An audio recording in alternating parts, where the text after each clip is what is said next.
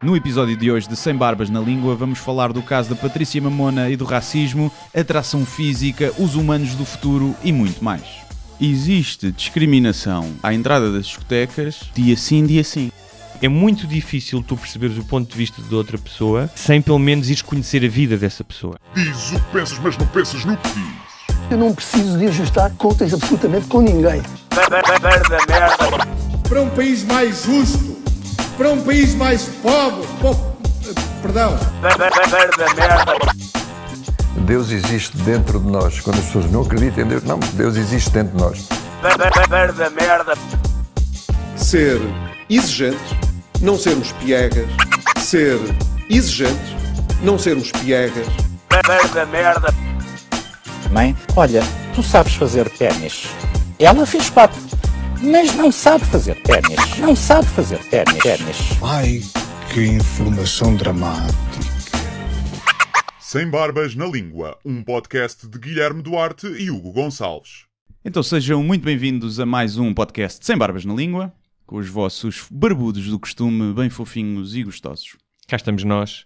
Sabes que somos mesmo fofinhos, porque hoje o Facebook relembrou-me que fazemos 3 anos de amizade nas redes sociais. E dizia comparsas, amigos. Cúmplices, cúmplices, também, sim. Tinha um pequeno vídeo e tudo. Tão bonito. Já tão viste? bonito. É bonito, não é? Foi em 2015, Foi o primeiro livro. Foi sim, senhor. Exatamente. Foi sim, senhor. Que começou esta cavalgada imparável rumo à estupidez. Exatamente, na rua cor-de-rosa, tão bonito. É verdade, é verdade. Onde depois fomos comprar AX louro e cocaína farinha e saímos até às 7 da manhã. Sim, mentira, cada um foi para casa passado meia hora depois de umas trabalhos. E pronto, olha, cá estamos. Temos aqui um fantástico convidado. Sim. Mentira, não temos ninguém. que ele não pôde vir. Eu ia dizer baldoso. Este convidado é muito fugidio. Isto é sim, peixe sim. vivo. É peixe vivo. Vamos ver. Talvez para a semana. Talvez. Mas tendo em conta este dia de fofura entre nós os dois, tu és um gajo que celebra datas, dás importância a datas ou não? Não, nem por isso. Passagem de ano. Uhum. Porque é uma desculpa para juntar os amigos todos e apanhar uma badeira. Natal já não festejo muito, já não, muito ou quase nada, já desde que a família se deixou de juntar na terra da minha mãe e os avós deixaram de estar vivos. Um ainda está vivo, mas é como se não tivesse, coitado. Já não festejo muito e até me deprima um pouco. Okay. Depois datas como... Namoro, por exemplo. Namoro, sim. Festejamos sempre, vamos passar o fim de semana a qualquer lado, uma coisa assim. Não muito mais do que isso. E aniversário... E achas que nessas datas há uma pressão para o casal se sentir apaixonado e ter tipo sexo espontâneo e misterioso? Ou... É por isso que eu faço com outras, ser espontâneo e misterioso. Acho que sim, deve haver um bocadinho essa pressão. Sim. Não tenho muito. Não tens muito? Não sinto muito. É um bocado... É uma data como outra. Não ligo muito, nem ela liga muito. Porque vamos muitas vezes fim de semana fora, ou assim. Ainda agora este fim de semana fomos, porque foi os anos do aniversário dela. E então, em vez de oferecermos prendas e coisas assim materiais, nós optamos sempre por ir para qualquer lado. Passear. E dia dos namorados? Pouco também. Zero. Pouco. Uma vez jantei no Vasta Gama. No dia dos namorados. Não ligo assim muito. Okay. Não sou muito de... Eu acho que com o tempo, quando começares a ficar mais velho, vais perceber que as datas significam que o tempo está a passar cada vez mais rápido. Sim. Claro, exatamente. Eu sinto isso. Mas já é quase outubro. Mas sabes que do ponto de vista psicológico, as datas... Há uma espécie de um relógio biológico da memória, que as datas, especialmente datas da perda, ou então imagina que é um aniversário do teu pai, da tua mãe, do teu avô, que já não está cá, inevitavelmente essas datas trazem as coisas ao de cima. Mesmo que tu não dês importância às datas, é como se tivesses programado para que essas coisas viessem ao de cima. Sim, é verdade. Por exemplo, o meu cão anterior fez-me trafolhice de morrer no meu dia de anos. E então não há dia de anos que passe que eu não me lembro, não é? Mas não é isso que torna o aniversário mais lamentável. O que torna é eu estar a ficar velho. Isso é que me chateia, sim. A minha avó morreu no dia dos namorados também. Portanto, estou a pensar que os meus pais vão morrer na passagem de ano só para me foderem o resto das datas. Passagem de ano, acho um bocado deprimente. Porque há uma espécie de imposição para tu te divertires. Normalmente está mau tempo, frio, chuva, não é? Apanhei... Já que se vai para uma casinha com lareira. Sim, tive algumas boas passagens de anos, mas não há qualquer coisa... E depois normalmente se tu abusas, não é? Normalmente as pessoas abusam, depois os dias seguintes é a ressaca do... O pior que se pode fazer é passagem de ano de 2 dias. 30 para 31, 31 para 1. Faz no fim de semana. 30 para 31. O pessoal desgraça-se todo. E o dia 31 é uma merda. É Ninguém verdade. aproveita Já a me passagem. aconteceu. Eu não consigo beber hoje, eu não consigo beber. E pronto. Mas acho que cada vez mais é difícil juntar as pessoas todas, não é?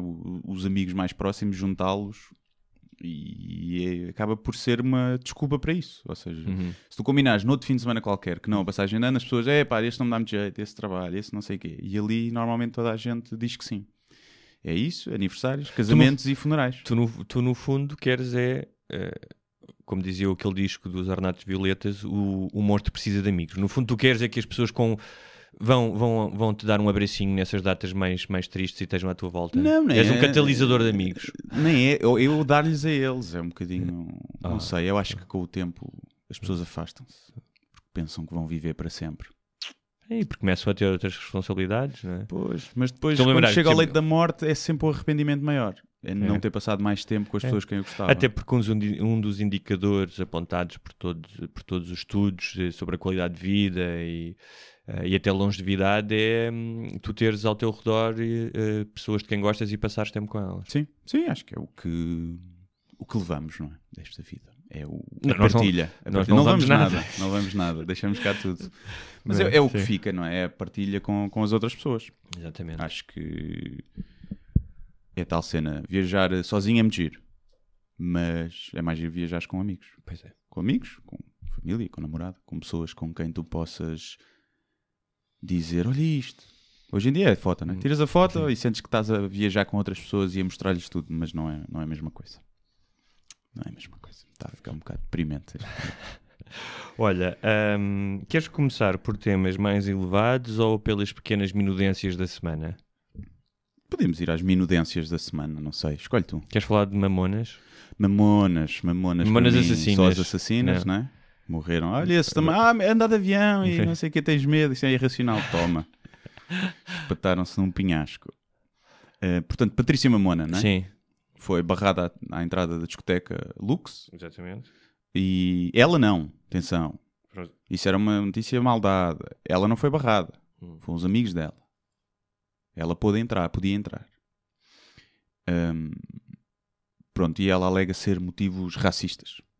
O post dela dizia que lamentava que estivessem pessoas, e aqui passo a citar, a entrar de chinelos e sem convite, enquanto os seus black friends bem vestidos não se enquadram no perfil da Lux. Triste, mas acontece. É o que ela diz, não é? Sim, é uma situação complicada porque existe discriminação à entrada das discotecas dia sim, dia sim. Sim.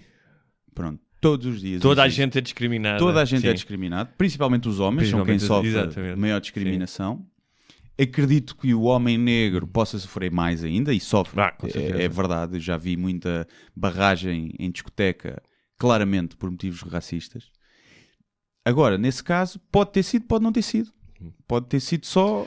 Não, porque eram muitos. Sim, exatamente. Não, se tu fores com 5 ou 6 amigos, não entras em discoteca quase nenhuma. Eu já não vou ao Lux há muito tempo, mas passei muitas noites lá. O Lux, ainda para mais, é detido por pessoas que são bastante... E as pessoas que trabalham lá bastante liberais, bastante abertas de cabeça. Sim, uma piada, acho que foi do Marco Marques, que dizia que é normal que não tenham deixado entrar a preta porque só entra a branca no Lux. Uma boa piada. Sim, para quem não tem conhecimento... Estamos a falar de coca. De cocaína, exatamente. Falar de coca. Nas casas de banho. Exato. Não será só no Lux. Cheiradas na pila. Não será certamente só no Lux, não é? Não.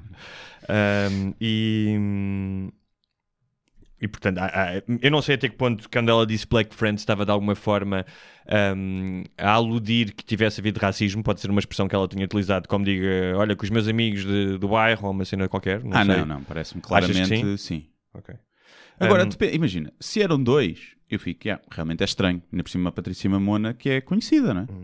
E agora, se eles eram 10, eles não foram barrados por eles serem negros, foram barrados por serem 10 homens. É preciso ver isso. E não quer dizer que não haja racismo nas discotecas, porque há. E depois é tudo, as discotecas, assim, falarmos de admissão de discotecas é uma coisa.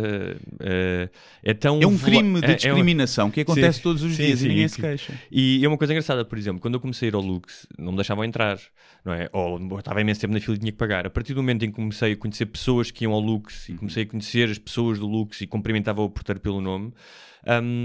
Tipo, já podia entrar até como, se calhar, mais descontraído de chinelos. Portanto, é tudo uma questão de um bocadinho volátil e é coisa que ela se tenha... Ou seja, a esta altura do campeonato e queixar-se de não entrar numa discoteca... Aliás, há uma história... Por exemplo, o do Nelson Évora, que foi no Urban, não é? Há uns 2 anos, foi diferente, porque supostamente o segurança disse pretos a mais no grupo. Claro. Pronto. Claro, aí claramente sim. Pá, claramente aqui estamos a falar de racismo, mas honesto, o porteiro honesto. Curiosamente, mas antes disso, a questão é, não sei se será o caso dela, a questão é, quando tu és negro e constantemente és discriminado, presumo que haja algumas situações em que a discriminação, ou que não haja discriminação, ou que a discriminação não seja pela raça, e que tu automaticamente... vais assumir que é porque passaste a vida a ser discriminado pela cor da tua pele. Claro, sim. É como, lá está, entrar numa discoteca. Quando eu fui barrado, eu parto do princípio que é por eu ser homem. Pode ser só porque eu sou feio, estás a ver? Ou porque estava mal vestido. Mas a minha coisa, não, é porque eu sou homem. Sim, mas é um bocado redundante. Epá, não entraste numa discoteca, não entraste. Se hoje em dia... eu acho que se ela achou que era racismo, ela devia ter feito uma queixa lá e chamado a polícia. Porque é um crime grave, o racismo. Claro. E não é vir para as redes sociais. Também pode ser... Mas é preciso agir, não podemos querer que as coisas mudem se depois não nos queremos chatice. Agora tem que chamar a polícia. Mas comigo já aconteceu o contrário. Por exemplo, havia uma discoteca, já não me lembro qual é que era ali nas docas. E eu... então era boa. Era. Era o Havana. Não era bem nas docas, era mais... O Buda. Não, era... Bem, não interessa, era uma discoteca. Mas que na altura estava mais para a betalhada. Sim. E eu lembro que tinha vindo de Nova Iorque na altura, então estava tipo muito contra o status quo das discotecas em Portugal e teres que entrar de sapatos em determinado sítio. Eu fui sair de jeans, ténis e t-shirt.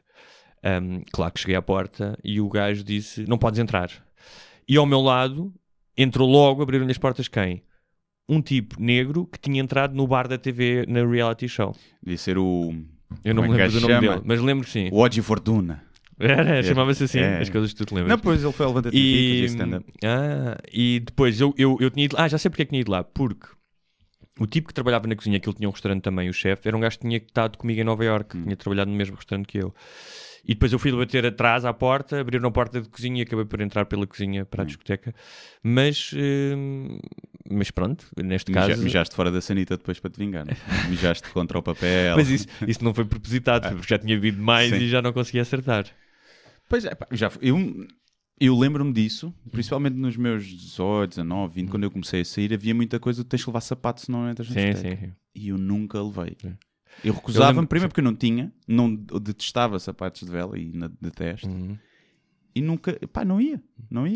E achava uma estupidez, não me deixam entrar de ténis. Uma coisa é tipo de chinelo. Agora, estes ténis são mais caros, se calhar, do que esse sapato de vela da feira. E sempre achei isso uma estupidez. Agora, o que é certo é que eu era barrado muitas vezes. Eu lembro-me de ir ao Jamaica e sempre que ia sem mulheres, não é? Se ia eu e um amigo ou assim, éramos barrados mesmo, às vezes só 2. Mas o porteiro é bem simpático. Depois, mais tarde, até passei, ele lia as cenas que eu escrevia, não sei o quê. E houve uma altura que eu chegava lá e eu entrava sem pagar, já, na boa, e com outros amigos. E uma vez disse, eu sou a mesma pessoa.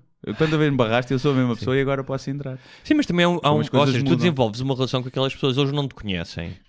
Não é? Não sabem quem és. Não estou a defender aqui porteiros, mas eu lembro, por exemplo, de algumas discotecas que ia, e quando era muito miúdo, tipo 15, 16, das coisas que eu queria era, de alguma forma, ter contacto com o porteiro. E lembro que o meu irmão era mais velho, muitas vezes já o conhecia, especialmente ali em Cascais, que era um meio pequeno. E para mim era um símbolo de estatuto incrível. Apertares a mão. Incrível, não é? Hoje em dia olho para trás e rio, mas era inacreditável. Tipo, bué de pessoal à espera na fila e tu, então, estás bom, não sei o quê. Com a taxa de basófia ali bater ferros. Mas estou a dizer tu disseste isso, não és a mesma pessoa, é verdade, mas eu alguns porteiros que fui conhecendo e depois às vezes à saída trocava umas palavras, não sei o quê, é normal que se tu te conheces... Primeiro já sabes que não vais para lá arranjar merda. Exatamente. Quer dizer, eu não arranjei, mas já arranjaste depois disso, sim. Mas Mas aqui é uma coisa que é... Ele tinha uma postura, e digo tinha porque ele já não está lá agora, pá, impecável. Mesmo quando nos barrava, ele dizia só, pá, não vos consigo deixar entrar só homens, já estão muitos homens lá dentro. Não dizia, tem convite na guest list, são 150 euros. E tipo, arrogante sempre foi, boa, simpático. Lembro uma vez um amigo meu está bêbado, e ele diz, só homens não. E o meu amigo bêbado vira-se para ele e diz, mas eu tenho uma coninha. Pá, e o gajo parte-se a rir, a gente parte-se a rir. E ele diz, então se arranjarmos umas raparigas para entrar, podemos? E ele, podem, deixem-me seja aqui à frente. E mesmo sejam feias e corcundas. Ele pá, também não exagere. Não sei. Portanto, o gajo estava a fazer o trabalho dele. Eu percebo, se só for homens na discoteca, a discoteca vende menos, porque as pessoas entram e saem, o pessoal não consome. Né? Tem que haver um equilíbrio entre homens e mulheres. Mas o gajo sempre foi muito simpático relativamente a isso. Enquanto as 99% dos outros são umas bestas. Eu acho que é um tipo de profissão que atrai algumas bestas e que pode levar, ou seja, teres aquele poder mesquinho de decidir a noite de alguém, que pode... E também apanhas muita merda. E é isso, mas eu ia dizer, é isso. Também apanhas muita merda. Ficas uma besta. Se calhar um gajo e tens que ouvir gajos, tipo, durante meia hora, e deixa-me entrar, e não sei, e chamar-te nomes, e não sei o quê. Portanto, pronto, não é preto no branco. Preto no branco, racismo. Como deu a volta. Bonito. Olha, mas pronto, moral da história. Sim, diz, moral da história. Não sei se foi racismo ou não. Não. Mas, se hoje em dia eu for a uma discoteca e me disserem não podem entrar, eu venho-me embora e não digo nada porque... Sim. A política de admissão, estou-me neste para isso, não é? Sim, o que eu faço é... por norma não volto. Sim. Por norma não volto. Se eu vejo que há um... imagina, se eu for com 10 gajos, eu sei que estou sujeito a isso e não encaro... Já estou habituado e não acho mal. Agora, se eu estiver com um amigo, se formos dois e não nos deixam entrar, não volto. Não volto lá. Vou lá fazer o quê? Eu lembro uma vez numa discoteca que eu queria muito ir em Nova Iorque, diziam que era fantástica e só miúdas giras e não sei o quê, mas era muito difícil de entrar. E então, eu tinha lá uns amigos portugueses, queria mesmo levá-los. E havia um tipo que ia muito ao restaurante onde eu trabalhava, o Giorgio, conhecia imensa gente e era um tipo milionário e celebridade e tal. E um dia, já não sei, a falar com ele, ou não sei se lhe pedi, e falei-lhe disso e o gajo escreveu no cartão dele, tipo, não sei o quê, deixem estas pessoas entrar. E nós fomos lá, entregámos aquilo ao porteiro, e o gajo olhou para aquilo, e eu até hoje, eu acho que ele não fazia a mínima ideia quem é que era aquele gajo. E provavelmente o Giorgio, apesar de conhecer muita gente, também não fazia a mínima ideia de quem é que eram os gajos da discoteca, mas aquilo funcionou. Sim, eu acho que é muito... Eu lembro-me na altura do Loft, que havia ali o Loft, acho que não existe. Eu e um amigo íamos lá muitas vezes. E houve uma altura, estava uma grande fila, e depois tinhas a outra entrada, que era a entrada VIP, vá. E nós fomos lá, chegámos com confiança, até acho que foi ele, então estás bom, apertámos a mão por trás, e ele, está tudo fixe com vocês, pronto, entrem por aqui. E entramos, sem pagar, passámos à fila, e desde aí, sempre, então estás bom, está bom, porque ele já nos conhecia, não sabia de onde, e nós chegávamos lá com uma confiança tão grande, vamos entrar por aqui, que entrávamos sempre. E então acho que há muita gente mas é que incrível faz isso. Como é que agora à distância, tu olhas para... como é que era importante e decisivo para a tua vida e para aquela noite, não é? Tu entras num sítio, não é? Como é que não entrar num sítio era um fracasso, era poder destruir-te a noite, não é? E o estatuto social e uma série de coisas. Também se calhar havia menos zonas, ou seja, havia o bairro alto e não havia o Caixo de Sodré, não havia aquelas mini discotecas do Caixo de Sodré em que tu entras e sais e estás à vontade, em que podes prolongar a noite. Ali acontecia 2, 3 da manhã, querias continuar a sair com os teus amigos, se não entrasses numa discoteca, tinhas que ir comer bolos e ir para casa. Tinhas que ir à merendeira comer um caldo verde. E era triste isso. Houve uma vez que nós tentámos ir, éramos para aí 4 ou 5, um grupo mais próximo, fomos a 3 ou 4 discotecas ali todas e não conseguimos entrar em nenhuma. E foi mesmo tipo, foda-se, o gajo quer... Agora o quê? Só nos deixam entrar numa casa de putas, não é? Só podemos ir a uma casa de strip, aí os homens nunca são barrados. Mas não fomos, eu lembro uma vez fomos, à porta, acho que foi da Capital, era muito puto, e está um tipo que não estava a deixar entrar, e apareceu um cãozinho pequenino de rafeiro, e o gajo pegou no cão e voltou a tentar entrar, e o gajo disse, não podes entrar, e ele disse, agarrar no cão, com o cão disse, já sei, é por causa dos sapatos, não é? E há também uma história clássica que nos anos 80, talvez, no início dos anos 90, não deixaram entrar o Robert De Niro no Alcantara. É sim. Bem feito. Sim. Bem feito, para ver como é que é. Aqui em Lisboa não brincam. Não brincam. Mas acho que é uma coisa muito mais cá em Lisboa do que no Porto. Acho que isso não acontece tanto. No Porto a entrada é mais... Se calhar são mais exigentes com a roupa, talvez. Eu lembro-me de entrar numa discoteca no Escada, no Porto, que é o mais próximo que eu hei de estar dentro da Casa dos Segredos, do Love on Top, em que eu lembro-me na fila, eu era a única pessoa de t-shirt, a única. Toda a gente com aquelas camisas meio brilhantes, com as calças justas, com as calças justas, cabelo todo espetado. Isso até deve fazer mal ao testículo, não achas? E eu era a única pessoa, só que nós estávamos lá na Guest, porque uma amiga não sei quem conhecia. E eu lá dentro era a única pessoa de t-shirt. Mas em termos de homens, grupos de homens a entrar, não me pareceu haver muito essa discriminação. Há a cena as mulheres pagam menos, não? E os homens pagam mais, mas é assim, é a vida. Olha, mas para terminar também aqui o assunto da Patrícia Mamona, ela diz, não tragam para aqui o assunto da Serena Williams. Racismo ou não sei, espero que tenha sido ilusão minha, discriminação provavelmente, mas já passou. Mas a questão da Serena, eu acho que isto também teve um bocado a ver com as tendências de noticiosas, não é? Sim. E isto vem no seguimento do que aconteceu com a Serena, que já falámos na semana passada. E eu pensei numa coisa nesta semana, porque nós na altura falámos, e mais do que tudo, o que aconteceu em relação à Serena diz muito mais sobre nós, sobre as pessoas que comentaram, os milhões de pessoas, do que da tenista e do árbitro. Porque, segundo o que eu vi, e eu gosto de imenso de ténis e vejo, tu próprio disseste que ele é duro igualmente com tenistas homens, que é... Já arranjou merda com o Djokovic. Sim, que aquilo é uma tenista que se irrita e tem... é normal ela fazer isso, é normal partir raquetes, é normal estar numa final, é normal. Acho que deve ser penalizado a partir raquetes. As pessoas vieram dizer, mas proibiram acho que foi em Wimbledon ou Roland Garros, deve ser Wimbledon que tem políticas de indumentária mais rigorosas, de vestir aquele fato, não sei o quê. Nos anos 90, o Agassi foi proibido de se vestir com a roupa que ele vestia porque eles têm políticas que só podes vestir de branco, portanto não tem nesse aspecto, ou seja, acho mesmo que foi um desentendimento como em milhares de jogos de ténis. E o que é que aconteceu? É que a cena perfeita, é o palco perfeito para todos nós projetarmos as nossas frustrações, as nossas causas, as nossas cartilhas ideológicas, percebes? E portanto, e, mais uma vez, o tal manicaísmo, que é eu estou de um lado da barricada, tu estás do outro. E aquilo é, isto é racismo, isto é sexismo, disseram uns. Outros é, coitadinhos, snowflakes, não sei o quê, cá estão. E isto não é bom. Ou seja, é engraçado porque eu acho que as duas pessoas não iam querer, nem o árbitro nem ela, que isto ganhasse essa dimensão, percebes? Não parece que não precisam disso. Quer dizer, ela veio já quente 2 vezes dar entrevistas a dizer que sim senhor, que é sexismo. Portanto... Ok. Não foi só ali a quente, já veio a frio, aliás. Mas há uma coisa que abafou um bocadinho o caso, que é, porque a premissa era que as mulheres eram mais penalizadas no ténis e discriminadas, as capazes fizeram, claro, surfar a onda. As capazes, sim. Só que, pelos vistos, os homens recebem o triplo das penalizações do que as mulheres. E, portanto, é sexismo contra os homens. Mas pronto, isto, cá né?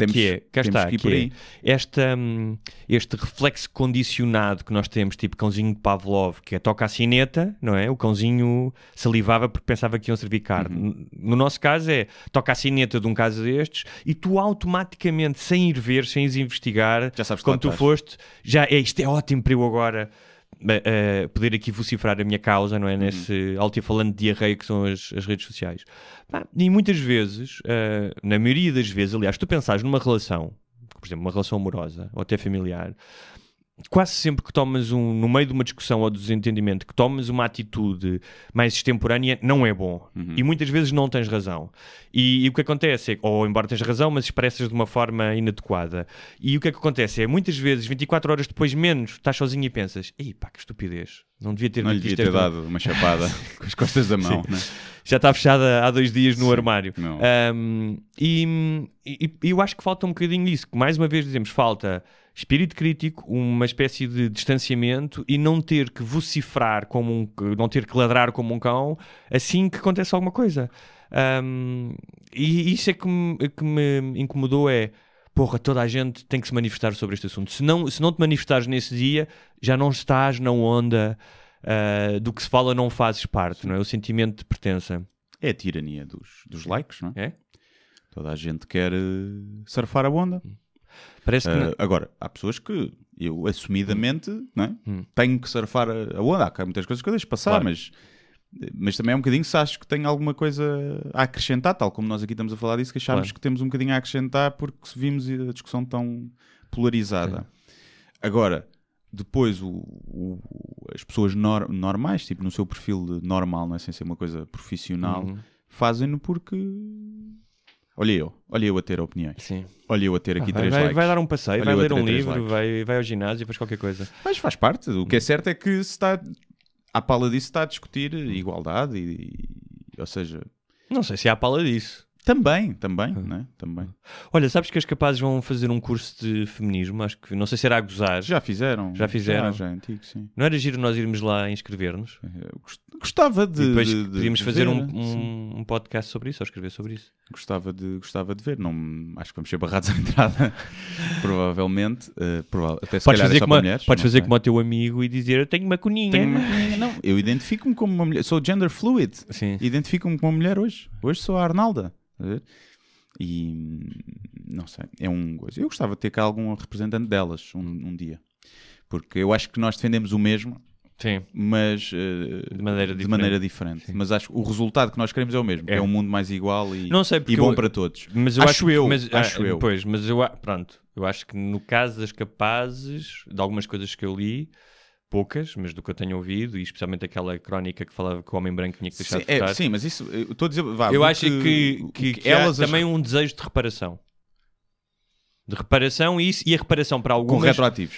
Implica uma certa penalização do homem. Pois. Com retroativos. Que é o que se discute, por exemplo, no caso das comunidades negras nos Estados Unidos, não é? Das reparações da escravatura.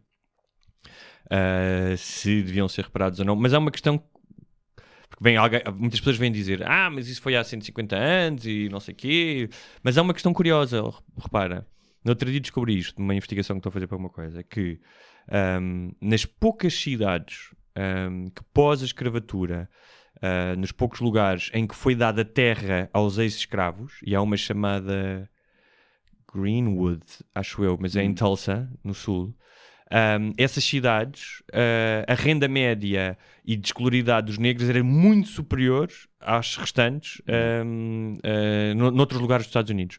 Inclusive essa cidade perto de Tulsa era vista como quase um case study, e eu vi imagens disso em comparação, por exemplo, com os tipos que ainda viviam nas quintas mais a sul. Tinhas advogados, o tipo de arquitetura era completamente diferente. O que é que aconteceu? Acho que foi em 1950 e tal. Um dos negros foi acusado de assassinar uma branca numa cidade ao lado.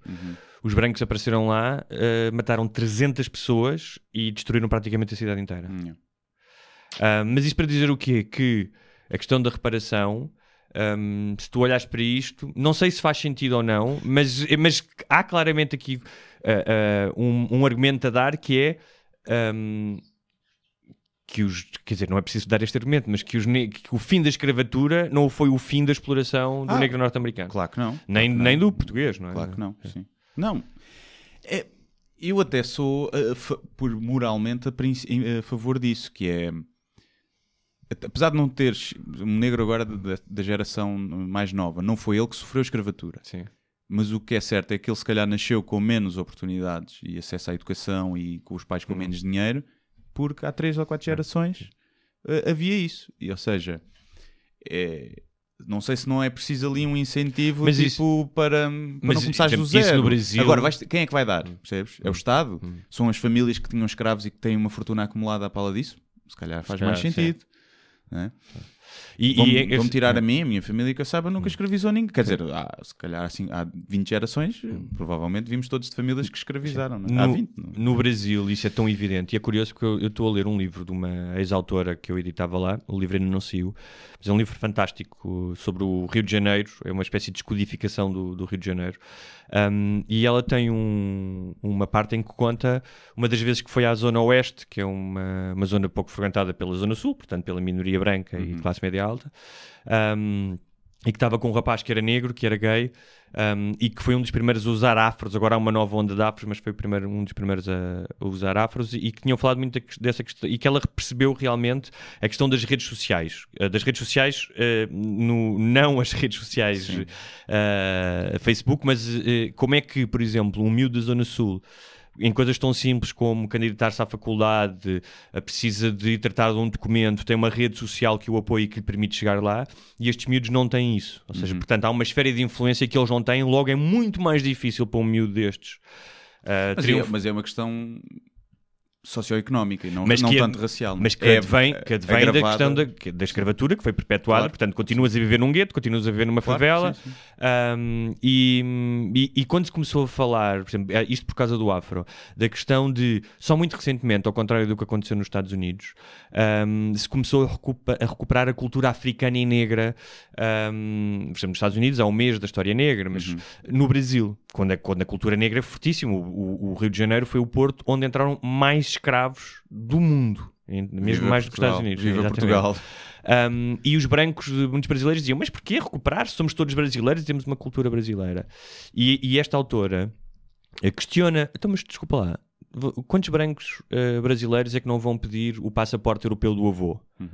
Também estão a resgatar a sua cultura europeia, nem que seja para depois poder vir morar para a Europa, não é? Sim. E é muito curioso como é que ela fala disso, que é muito difícil tu perceberes o ponto de vista de outra pessoa sem pelo menos ires conhecer a vida dessa pessoa. Claro. E o problema do Brasil é exatamente esse, que é, como todo o preconceito nasce da ignorância. Não é? Portanto, tu tens uma imagem do favelado, do negro, do bandido, e passam-te ao lado a vida de milhões e de milhões de pessoas, não é?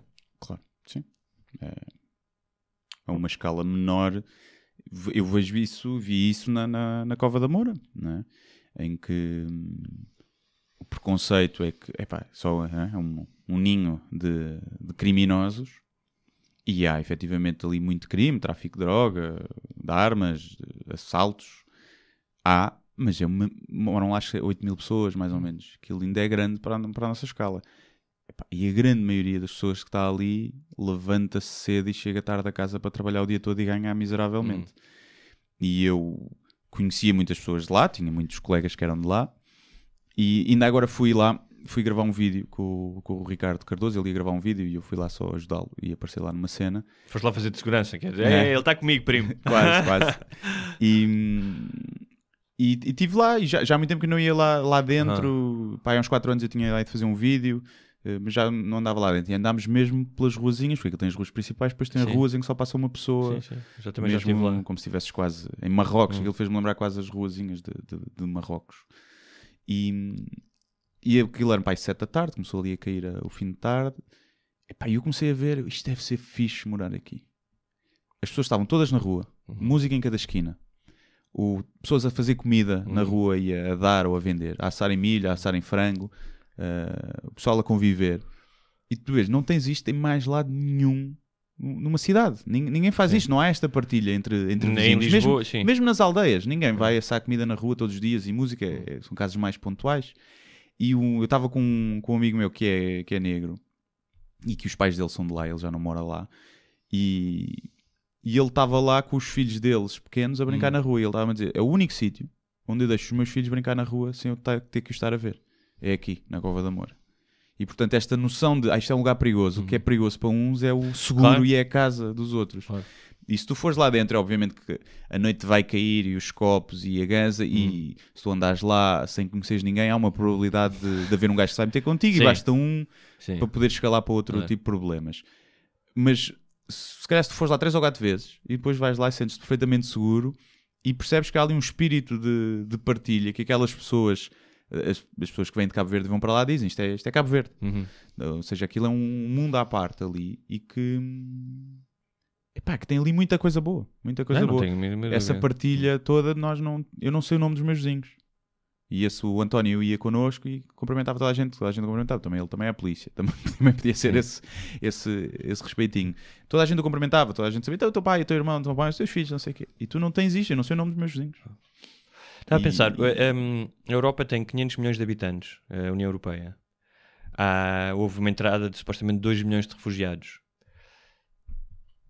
se tu pensares bem, ok, 2 milhões são muitas pessoas, mas é tão fácil, ou seria, fácil não é, nunca é fácil, mas é uma proporção que se tu diluísses, ou seja, espalhares as pessoas por os diferentes países de acordo com uma proporção, que é o que a União Europeia quer fazer, até que ponto, e mesmo para as pessoas que estão mais assustadas com a mudança do nosso modo de vida, isto é assustador, não sei. Eu acho que também há o medo porque as pessoas pensam que quem vem de lá, primeiro, são gajos sem educação nenhuma, são gajos altamente fanáticos religiosos e provavelmente a maioria destes 2 milhões são pessoas que eram de classe média. Claro. Porque a Síria não era um país podre, era até um país bastante evoluído. São pessoas que tiveram educação, são pessoas que trabalharam, são pessoas religiosas, provavelmente serão muçulmanas a maioria, mas até acho que havia alguns cristãos lá que até estavam a ser mortos mas e tinham também que fugir. E não são radicais, são radicalizados se não forem bem recebidos, mais facilmente. Mas mesmo imagina que pessoas que vêm, refugiados ou imigrantes económicos, que vêm de países em que não estão tão bem preparados, que não têm escolaridade. Se tu pensares nos Estados Unidos, especialmente nas ondas de imigração do princípio do século XX, mesmo até os anos 50, os portugueses que iam... Eu falo até dos portugueses, não falo dos outros países. Os portugueses que iam para os Estados Unidos, nessa altura... não tinham mais escolaridade do que têm africanos que chegam à Europa. Ou seja, Portugal tinha 75% de analfabetos em 1917, o que explica que tenha sido nesse ano que apareceu a Virgem Maria. Não é? E é curioso que nas coisas que andei a ler, no concelho onde apareceu Nossa Senhora, entre aspas, obviamente, o nível de analfabetos era de 84%. Mas isto para dizer o quê?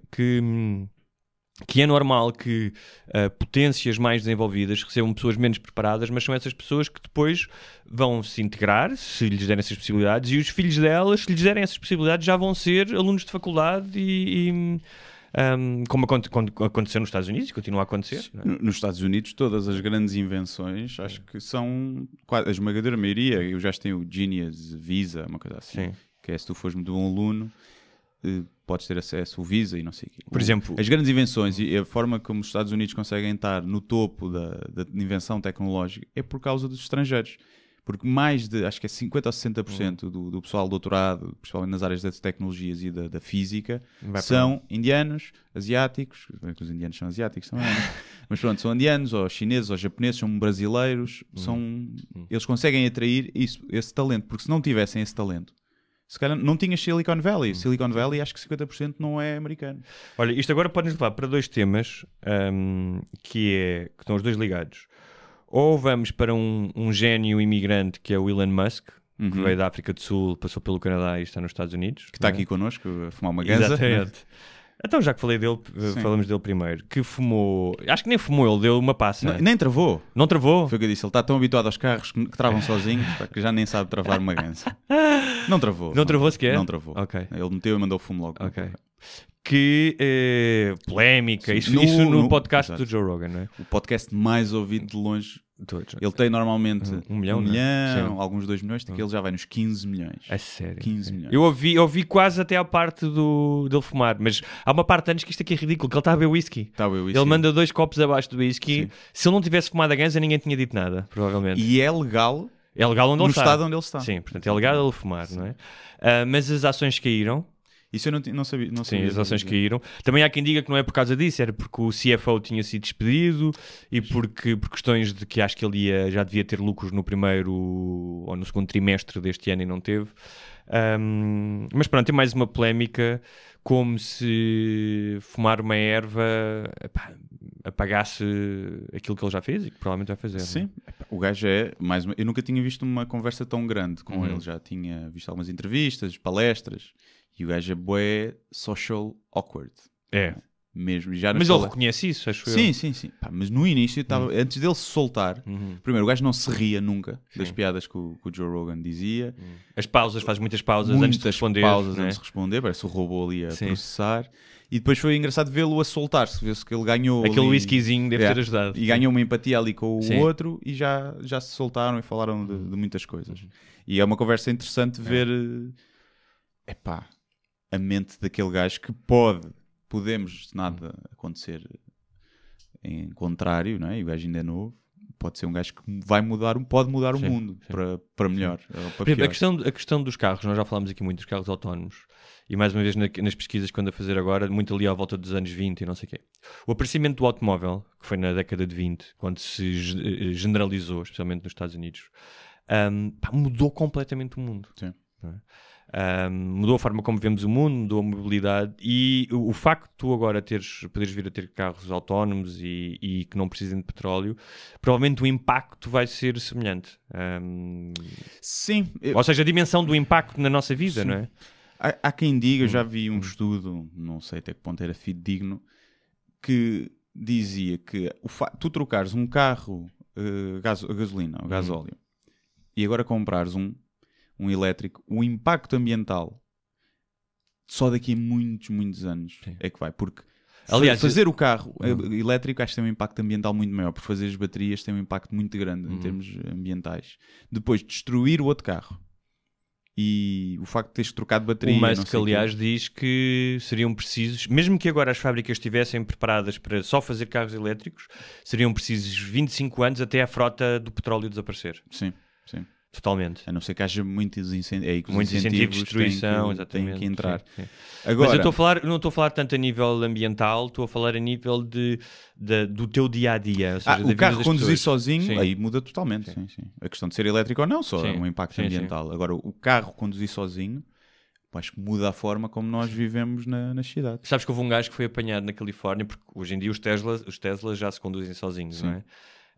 Mas tu tens que estar acordado e não podes estar bêbado, não é? Ou seja, os teus deveres enquanto condutor são exatamente, podes ir em piloto automático, mas são exatamente os mesmos. E foi um gajo que foi apanhado todo besano a dormir, tipo ia a dormir, o carro ia levá-lo para casa e ele ia a dormir. Foi mandado parar e pronto, e foi multado. Isso é a melhor cena. É a melhor cena. Eu só de imaginar que posso ir sair à noite, o carro leva-me, eu saio, o carro vai-se embora, estacionar sozinho ou para casa, eu depois chamo o carro, tipo kit, e o carro vem buscar. E eu estou com os copos e é na boa. Até pode não ser o teu carro, ou seja, pode haver tu não precisas ter carro na altura. Tens um serviço que pagas mensalmente ou por viagem e quando queres um carro não vai-te buscar. Acho que ter um carro. Ninguém vai ter carro. Só quem quiser ter um carro antigo. E um amigo meu no outro dia alertou-me para uma coisa interessante que é, se tu a partir desse momento em que, imagina, toda a frota tens carros autónomos, as cidades estão preparadas para isso. Se tu quiseres conduzir o carro, imagina que queres conduzir um carro antigo, não sei o que, os seguros vão subir astronomicamente, porque a probabilidade de teres um acidente tu a conduzir é muito maior do que se for um carro autónomo. Portanto, normalmente só os ricos é que vão poder conduzir o seu carro, porque o seguro vai ser muito mais caro para se tu quiseres conduzir o teu carro. Ou então acontece como agora, que é o meu carro, este já pode, mas o outro carro que eu tinha, o Renault 19, não podia ir para o centro de Lisboa, porque poluía muito. Mas um Renault 19, isso é um clássico.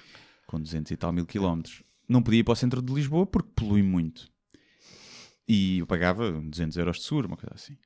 Se tu tiveres um carro que tem 30 anos, um clássico, considerado clássico, pagas 20 ou 30 euros de seguro e podias ir para onde quisesses porque era um clássico, apesar de poluir 1000 vezes mais. Estás a ver? Portanto, mas porquê? Porque o carro é clássico, fica bem na cidade, é bonito de ver. Isso é muito estúpido. Portanto, isto é mais estas cenas é mais, não queremos carros podres na cidade para não dar mau aspecto do que não queremos carros que não poluem. Tu podes ir com um Hummer poluir aquela merda toda. Sim.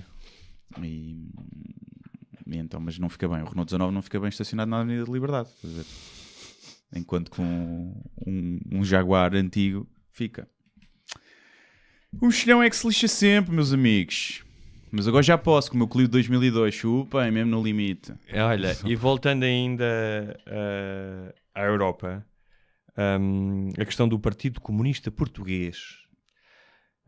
Eu isso não estou a par, vi um e-mail, então, mas não estou a par. Basicamente, explica-me. Eu explico-te. Como sabes, na Hungria, o governo é um governo de extrema-direita. Sim. Recentemente alteraram as leis de imigração em que, entre outras coisas, castiga com 1 ano de prisão quem ajudar imigrantes em situação irregular. Acho muito bem, muito bem. E tem dificultado cada vez mais vistos a exilados políticos, ou seja, que estão mesmo à procura de asilo político, não são imigrantes económicos. Muito bem, os coninhas a fugir. Os coninhas a fugir. O já conhecido Viktor Orbán, não é? Que é o líder e primeiro-ministro, se não estou enganado. O que é que aconteceu? Isto vai contra o espírito da União Europeia, aliás, quando tu te candidatas como país a fazer parte da União Europeia, há uma série de critérios que tens de respeitar, por isso é que a Turquia nunca entrou. Sim, eles já estão há quanto tempo, a Hungria? Devem estar há uns aninhos. Não tem o euro, não é? O euro não tem. E então foi feito, foi votado no Parlamento Europeu medidas de punição. Sim. À Hungria por não respeitar aquilo que é comumente aceito quando tu assinas um tratado de adesão, não é? O PCP votou contra, com o argumento de que quem é a União Europeia para atuar como juiz em matéria de democracia e direitos humanos. E é assim, apesar de tu poderes dizer mas a Alemanha vendeu armas na Síria, ou a França, não sei o quê, a questão é, ainda assim, a União Europeia continua a ser um dos maiores bastiões mundiais da defesa dos direitos humanos. Sim. Mais do que os Estados Unidos. Mais do que os Estados Unidos. E claramente mais do que a Hungria, não é? E é curioso como é que o PCP, nesta sua ortodoxia, que já nos habituámos, não é? Tipos a defender, a dizer que Cuba não é uma... a Coreia do Norte, não é uma ditadura, a defender tipos como o Chávez, não é? Que é... E o Maduro, também estão do lado do Maduro. O Maduro, sim, também. Como é que a tua falta de flexibilidade e o teu fanatismo ideológico te cola àqueles que deviam ser os teus adversários? Ou seja, que neste caso é a extrema-direita. Sim. E não esqueçamos, por exemplo, em Portugal, quando o Partido Comunista apareceu, que foi em 1919 a 1920, e depois no combate à ditadura, supostamente era para a libertação, inicialmente, não é? Para a libertação das pessoas, do proletariado. Claro que nós sabemos que o Partido Comunista sempre teve umas tendências despóticas, como podemos ver pela União Soviética, sim, pela China, por uma série de sítios. Mas é quase risível, não é? Porque eu agora lembrei-me disto e acho que pode estar aqui uma bonita metáfora que eu vou agora lançar. Porque diz que é a esfera política. Sim. E como nas esferas dá para dar a volta. Exatamente. E os extremos, direita e esquerda, tocam-se do outro lado. Claro. E tocam-se, nem que seja em termos de consequências para a população e morte em massa. Tanto a extrema-direita como a extrema-esquerda funcionam. Por princípio, a extrema-esquerda parece bonita. Não é? Mas olha e eu acho que o comunismo é bonito, ideologicamente, acho eu. Mas não funciona por pessoas. Porque pessoas estragam. Agora, mas vivemos num mundo em que todos somos iguais.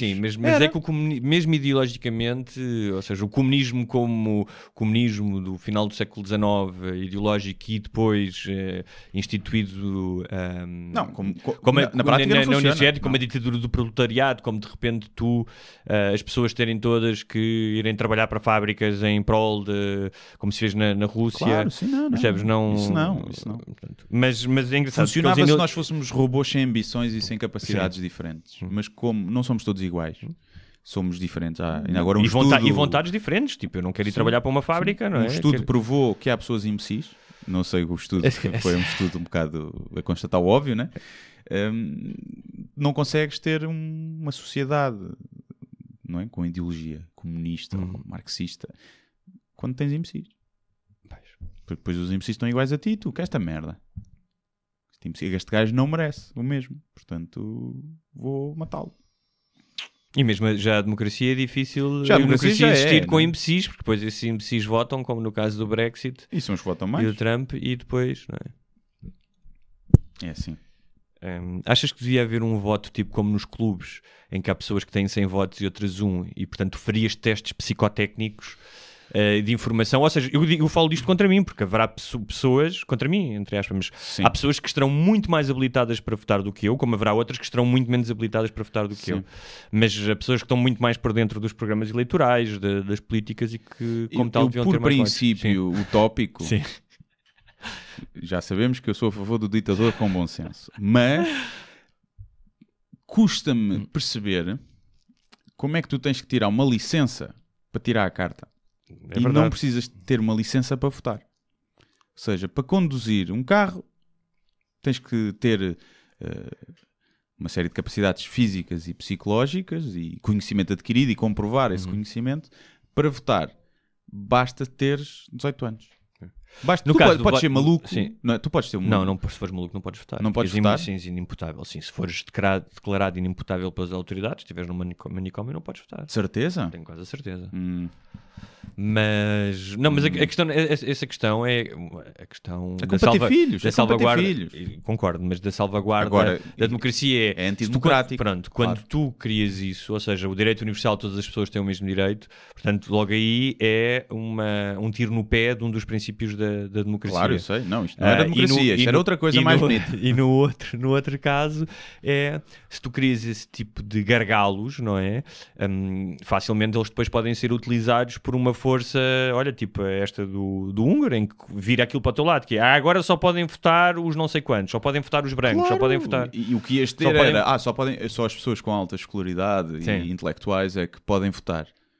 Epá, e depois, então e o pobre? Só porque é pobre e não teve acesso à educação não pode votar, e para eles ia estar sempre mal. Continuava a estar sempre mal, não? Estavas a falar do ditador sensato e lembrei-me de uma história do Salazar. E as pessoas gostam sempre de ouvir de histórias do Salazar, não é? E ele era muito sensato. Era muito boa pessoa. Que é engraçado que ele primeiro veio como Ministro das Finanças, no primeiro governo militar, depois do golpe. Voltou para Coimbra, porque não conseguia lidar com a confusão que se vivia em Lisboa. Muita carroça. Não, confusão política, não é? A politiquice, porque ele era um bocado como o Cavaco, aquela ideia, eu não sou um político, não é? Só a parte. E era um tipo ultra político, ou seja, nas manobras que fazia. E depois veio como primeiro-ministro. E ele era admirado por muitas pessoas, mesmo por exemplo, pelos diplomatas ingleses, que diziam que era um tipo, e eu já li bastante sobre ele, que era um tipo muito erudito, muito culto, muito inteligente, bastante sério, ou seja, no tratamento das contas públicas e não sei o quê, não era um tipo que se metia ao bolso, sendo depois sempre protegeu os grandes grupos económicos e dava-se com o avô deste Espírito Santo, que era um amigo dele, também se chamava-se Ricardo Espírito Santo, e que quando começou a guerra, em que ele começou a acumular pastas, ele acumulava negócios estrangeiros, finanças e presidente do Conselho, e acho que ainda tinha mais uma. E ele era muito micromanagement, portanto, lia tudo, lia os relatórios todos. E o embaixador inglês começou a ver que, especialmente no jogo de tentar manter-se neutro e continuar a fazer negócios com ambas as potências, porque ele precisava de vender o wolframio, e que ele trabalhava muitas horas, ele praticamente não tinha vida. O gajo tinha uma rotina, tipo, trabalho até às tantas. Pinance na empregada de vez em quando, não é? E pronto. E começou a ver que ele começou a ficar mais irascível, a perder a paciência, a ter ataques de mau feitio. Sim. Que ao fim e ao cabo isto torna o Salazar, para aquelas pessoas que acham que ele é um deus, muito humano, que é tal como tu, quando estás a acabar um projeto e estás em stress, tornas-te um gajo mais execrável. E que a guerra, ou seja, se ele já tinha demonstrado tendências bastante tirânicas. Sim. Que depois disso as tendências tirânicas dele se agravaram. Claro. Porque, aliás, veste o poder torna sempre, claro. O poder corrompe, por isso é que o ditador com bom senso é utópico. Mas eu acho genuinamente que é o melhor sistema, mas é utópico. Eu acho que vamos ter isso quando a inteligência artificial assumir funções de governação e vai-nos governar. E a inteligência artificial pode ser que seja incorruptível. E eu acho que é aí que nós vamos ter essa ditadura com bom senso e dizer aos burros, aos meus amigos, não, isso não é boa ideia. Vocês querem? Não é boa ideia. Não, lamento, não vai acontecer. Não vamos fazer isso. No outro dia estava a ver umas imagens de outros hominídeos que nos precederam, como o Australopithecus e o Neandertal, que foi, aliás, contemporâneo do Homo sapiens, e estava a pensar, daqui provavelmente nem 1000 anos nós ainda cá estivemos, provavelmente menos, com os avanços que existem agora, as pessoas vão olhar para fotografias nossas, minhas e tuas, como eu olho para um australopiteco. Porque em termos físicos, só se nos juntarmos com as máquinas, não é? E pronto, se é isso formos que eu cyborgs, sim. Se já ninguém tiver um corpo vai físico... haver questões de género, ou seja, vai haver muito mais pessoas transgénero, bigénero, a questão do género vai ficar cada vez mais diluída, apesar de existir, mas acho que vai ficar cada vez mais diluída. Sim, acho que sim. E vamos começar a mexer no ADN. Vamos ter asas. Sim, é isso que eu estou a dizer. É isso que eu acho que vai acontecer. Tipo, cabeças maiores. Há um gajo que se vai lembrar sim. de ser o estegossauro de pichas. E tem 8 pichas em linha ao longo da coluna. Estás a ver? E diz que é um estegossauro do caralho. Vai acontecer. E a gente vai dizer, sim senhor, faz o que tu quiseres. Claro. E eu, por mim, está-se bem.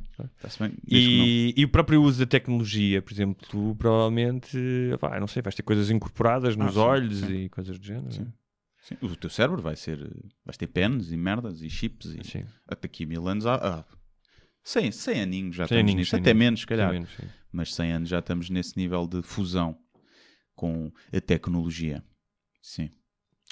Olha, e... Já agora, ainda isso dos bigéneros e dos géneros, eu não sei se foi um assunto que nós já abordámos, é um assunto um bocado denso, mas que é o que está a causar muita polémica. Não sei se eu soube há pouco tempo disto, não sei, acho que é do ano passado talvez, políticas de identidade de género, especialmente no Canadá, em que foi legislado a utilização de pronomes. Ou seja, imagina, tu tens esse aspecto, não é? De homem, com barba, mas tu dizes-me assim, Guilherme, eu sou uma gaja. E eu tenho que te tratar por ela, e tua, e sua. E se eu não o fizer, está legislado na lei que é crime. Crime? Crime.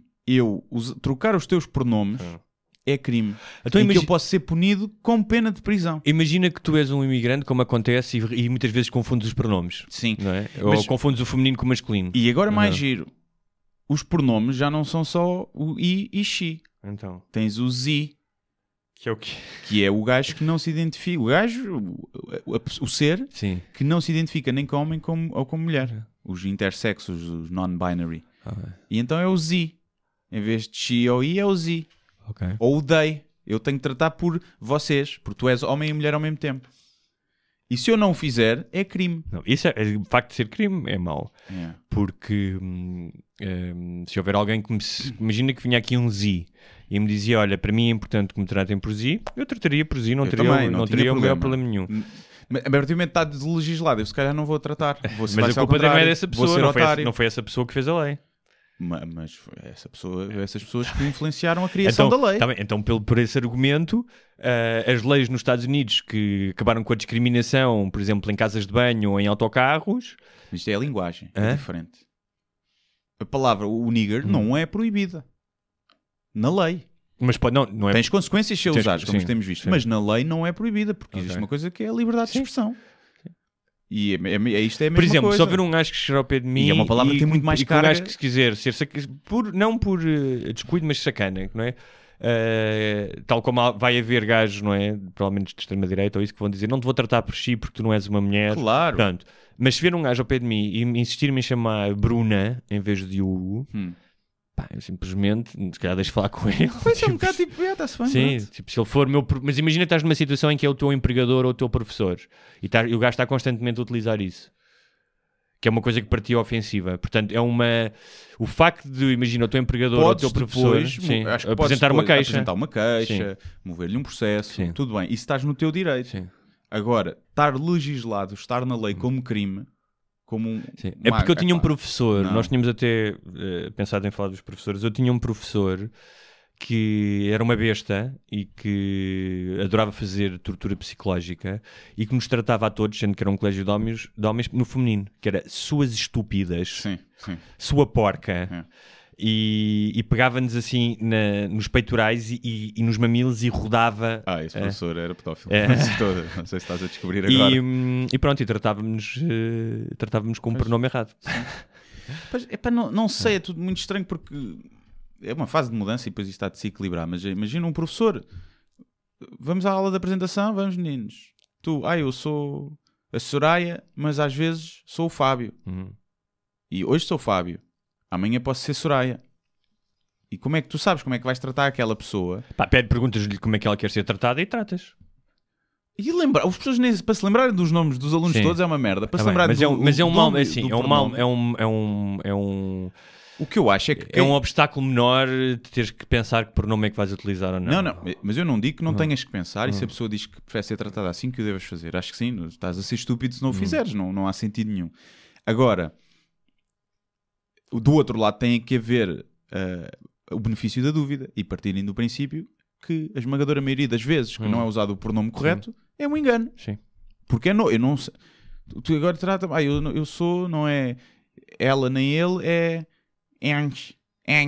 E eu tenho que dizer ens. E custa a entrar, não é vocabulário. E então é uma coisa que vai chegar cá mais ou menos daqui. Palavras são cenas difíceis. Inventar, e depois é assim, eu identifico... Quando é que isto para? A questão é essa, não é? Aqui a grande questão é... Eu identifico-me como um réptil e tens que me tratar por... Tá bem, mas isso é como aquela história dos que as pessoas são contra o casamento homossexual. Onde é que isto para? Qualquer dia posso casar com um cão. E por mim podes, estou-me a cagar.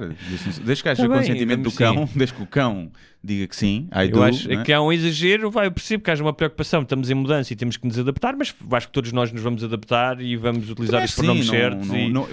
Isso é um causa de confusão estar legislado e ser crime. É um bocado do caso Serena Williams esta questão dos pronomes. Acho que legislar como crime é uma estupidez. Pois, mas pronto, é só isso. O resto eu também não... Pois, lá está. Queres ser o António e és uma mulher, és o António. Por exemplo, eu tinha um gajo na minha turma que no primeiro dia, quando tínhamos 10 anos, fomos jogar futebol, estava calor e o gajo decidiu tirar a camisa. A alcunha dele ficou logo o cigano. Sim. O cigano tirou a camisa. Ficou cigano durante para aí 7 anos. Né? Era horrível chamar-lhe, ele não gostava que lhe chamassem cigano. Porquê? Porque é preconceituoso contra os ciganos ele. Cigano não gostava de alcunha, não sei o quê. De certa maneira era bullying. Várias pessoas faziam bullying verbal com o cigano. Era o único cigano em que vocês podiam fazer bullying. Ele não era cigano, curiosamente era filho de um ministro do PSD. Então é por aí que não era muito por aí que não Depois houve um professor que teve o azar de um dia dizer que a palavra ministro vinha da palavra escravo, que eu acho que é mentira, mas pronto. Então o gajo passou a ser o escravo. Sim, o escravo cigano. Escravo cigano. Tenho a certeza que aquilo não foi positivo para a formação dele. Mas muitas vezes ele defendeu-se e chamava nomes aos outros e tu és o não sei quantos e não sei quantos. Faz parte. A vida é assim. A vida Ou seja, ofensiva. o que eu acho é que sim, deve-se completamente promover a integração da diversidade e termos respeito por essa diversidade, assumindo e defendendo essas pessoas legalmente, mas assumindo que todas as coisas novas que aparecem vão exigir das próprias pessoas que estão a afirmar a sua nova identidade um esforço. Sim. Ou seja, morreram milhares de gays, milhões ao longo da história, infelizmente, ou negros que foram linchados, a lutar pela sua causa. Não estou a dizer, é muito melhor que não morra ninguém. Obviamente, eu não acho que para tu conseguires uma coisa tem que ser sempre à custa do maior sacrifício humano. O que estou a dizer é, seria pouco sensato e ingênuo pensar que não há um esforço e que terá que haver, não é? Claro. Sempre de parte das pessoas. Não é pedir ajuda ao paizinho do Estado. Sim. Ele está-me a aleijar, mete-o na prisão, porque ele chamou-me por nome errado. Isso não porque afasta as pessoas com bom senso que querem igualdade, e acho que afasta essas pessoas. E eu imagino, se eu fosse aluno numa universidade e um professor insistisse em tratar, imagino, um transgénero pelo pronome errado, eu seria o primeiro a dizer, desculpe professor, mas está errado, trate-se de respeito isso. Portanto, estaria lá a defender esse direito. Pois, não sei. Mas se ele for um homem, estamos a falar de um homem normal que se identifica como mulher. É estranho, não é? Mas quantos casos é que tu conheces desses? Ui, tantos. Eu não conheço nenhum. Sabes que há um episódio do Atlanta, da série Atlanta, que é aquela série do Donald Glover, que é um tipo... há uma reportagem sobre um tipo que é um negro gordo que se identifica como um homem branco de 40 anos que vai jogar golfe e usa camisas Ralph Lauren, isso aqui, está brutal. Olha, já o pessoal que se identifica com outras raças. Sim. E eu vi agora uma senhora que se identificava como cega. Mas ela não era cega. Sim. Mas ela tinha um fascínio pelos cegos e pela cegueira e identificava-se como cega. E o que é que aconteceu? A psicóloga, a terapeuta da senhora, concordou e cegou-a com um químico. E a senhora é cega. Não pode ser isso. Estás a falar a sério. Estou a falar a sério. Mas essa psicoterapeuta vai ser expulsa de qualquer ordem. se tu acreditas que não és nenhum género biológico, também podes acreditar que és cego. Está bem, mas para já eu quero ler essa notícia. E segundo, ou seja... Era possível que fosse correr da manhã. Pronto, para já estamos a falar de uma negligência grosseira. Negligência não, crime da parte de um psicoterapeuta. Também Qualquer que psicoterapeuta, tu, aliás, fazes um juramento, os psicólogos julgam que não, mas os psiquiatras sim, um juramento de Hipócrates, em que juras não causar dano a ninguém, não é? Portanto, logo aí temos um problema, não é? Que está a causar dano a essa pessoa. Mas ela queria muito, ela queria muito. Está bem, mas tu podes ter outras patologias, queres muito uma coisa, queres muito suicidar-te e o teu psicoterapeuta não te ajuda a suicidar-te. Mas porquê é que é uma patologia? Porquê é que não é a senhora que realmente se identifica como sendo cega? Eu não sei responder porque não sou psicoterapeuta, mas mas claramente o bom senso diz alguma coisa não está bem. Epá! Ou seja, isso teria que conhecer a história clínica dela, alguma coisa que a leva a algum desequilíbrio. Mas tu olhas à primeira vista, cortar a pila também parece que não é fixe. E, no entanto, nós cortamos a pila. Desculpa lá, nós quem? Nós? Eu não. Não, os transgêneros quando cortam a pila, nessa forma coloquial como tu pões, não é pelo facto de não quererem, ou seja, é completamente diferente tu queres ficar cego, ou seja, tu estás... Eu também acho que sim, é estou só a fazer Estamos aqui a falar de uma questão por de absurdo. identidade. Sim, por absurdo. Estou a fazer comparação por absurdo. Sim. Mas se é a vontade da senhora, o corpo é dela. Mas ela que segue, não pode ser um médico a fazê-lo. Ok. Ela que espeta tu um achas garfo. é que... Pronto, ok. Não, para já acho que sim.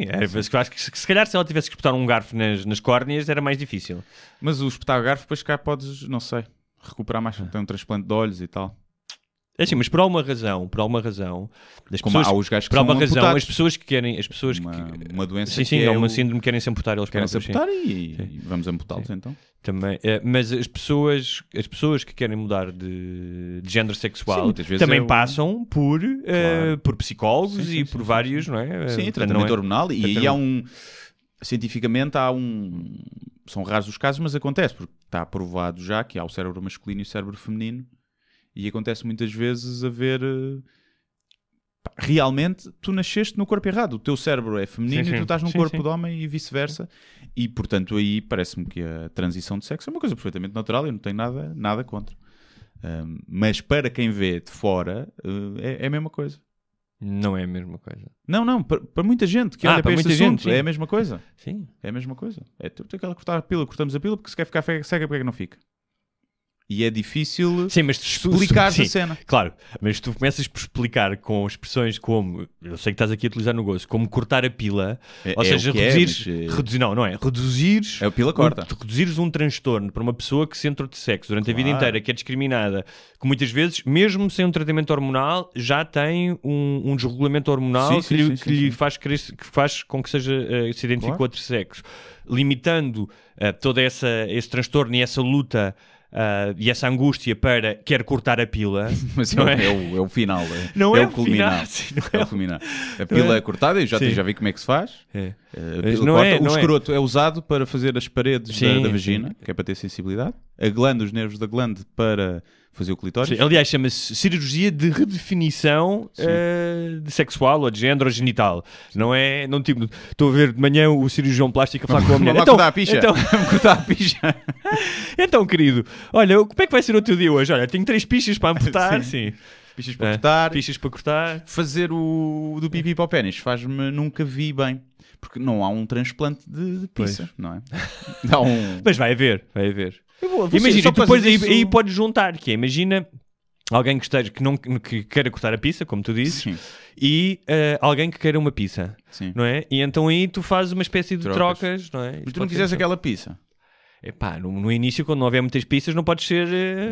Não, mas se a pizza é pequena... Pois é. Por falar em pizzas pequenas, eu tenho que falar uma coisa... Imagina, tu és branco e a pizza é negra. Mas isso é uma grande surpresa. Exatamente. Mas fica ali uma... Surpresa para ti, para quem for para a cama contigo. Pois, fica ali uma surpresa engraçada. Não é? Sim. Mas seja, mais uma vez, como vão ser as pessoas daqui a 1000 anos. E se quiseres pôr 2? Já está. Várias nas costas, como tu disseste. Um estegossauro de pizzas? Mas tu estás a dizer... Mas olha, que uma coisa no outro dia, pá, que eu hoje em dia raramente ligo a televisão. A televisão, os canais, não é? Sim. Mas quando liga há sempre alguma coisa que me cativa e eu estou ali 1 hora a ver aquilo. Há sempre qualquer coisa, normalmente má. Então há um zapping de 1 hora, né? Sim, exatamente. A dar voltas ao carrossel. Há um programa na SIC Radical que é uma espécie de programa de date, mas em que eles vão, que vão descobrindo as pessoas. Primeiro mostram os joelhos, mostram a pila, não sei o quê. Pá, e de repente eu estava a ver um que era, de repente havia tipo 5 pilas à minha frente. Sim. Já a pensar, nunca vi tanta pila junta. E havia um gajo que dizia... E era para uma mulher ou para um gay? Porque tem muito... Eu vi para uma mulher e depois troca e são mulheres para um gajo. Ok, mas há muito também gay. E bissexuais, acontece muito. Ou seja, um homem vai lá e tens pilas e pipis. Ok. E ele escolhe vice-versa. Uma mulher também pilas e pipis. Isso eu não vi, por acaso. É giro para desmistificar um bocadinho... Mas depois é assim, nunca há ninguém mesmo impecável. Não. É muito à base de corpos normais para parecermos todos... E a única que eu vi que era assim mais engraçada tinha ar de maluca. E ele escolheu e eu pensei, ui. E se pensarmos bem, quem é que vai àquele programa? Exatamente. Mas houve um gajo que geralmente fazem perguntas, não é? Para que ele render mais. Para não ser só mostrar pilas, não é? Tem que meter ali 30 minutos de programa. E ela perguntava aos tipos que estavam em exposição que era uma coisa que não gostes no teu corpo e uma coisa que gostes. E um deles dizia, acho que tenho a pila pequena. E eu fiquei... Ei. Ou seja, ele acha isso... E foi para ali expor. E foi ali que é preciso... É uma coragem do caraças. Pois é. E deve estar frio no estúdio. Normalmente está frio. Os nervos, o bicho encolhe. Sim, e fechou daquilo... Mas assim, eu não conseguia parar de dizer aquilo porque aquilo... Era... E tinha realmente ou não? E havia dois gajos... Pá, tinha muito pequena. E havia dois gajos que eram os dois finalistas, estavam à frente da gaja, e ela depois perguntou-lhes... Estavam todos nus, ali a falar todos nus, e perguntou, então o que é que vocês acham de um corpo um do outro? Tipo, digam uma coisa que... E um disse do outro gajo, este gajo cabrão está ali caparroso, está ali bem treinado. E o outro diz-lhe, sim, mas tens a pila maior.